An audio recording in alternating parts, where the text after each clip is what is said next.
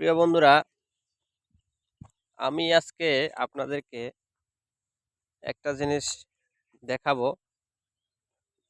আসলে আমরা যে লেপ তোশক বানাই, যে তুলা, এই তুলা এই মেহেরপুরে উৎপাদন হয়।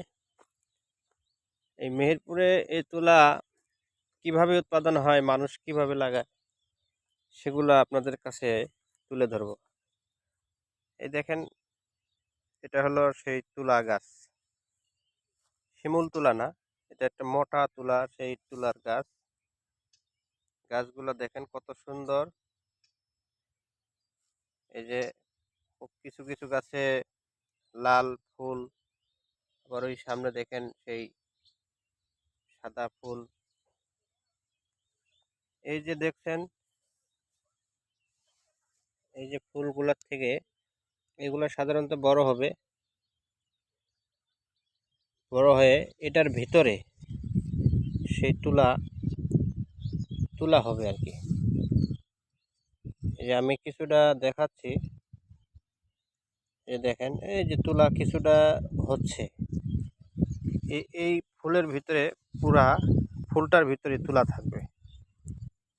যখন এই ফুলটার ভিতরে তুলা হয়ে যাবে, তখন তারা এই ফুলটা তুলে নিয়ে এখান থেকে তুলা বের করবে, করে শুকাবে। শুকাইলে তখন আপনার সেই তুলাটা আবার মেশিনে গিয়ে প্রসেস করে সেটা বাজারজাত করবে।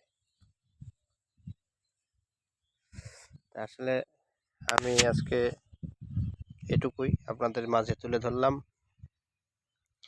এই যে দেখেন, এই গাছটাতে তুলা বোঝা যাচ্ছে।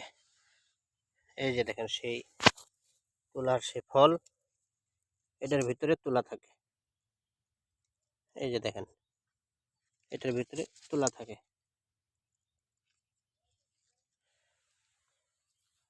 ধন্যবাদ সবাইকে, ভালো থাকবেন। আসসালামু আলাইকুম।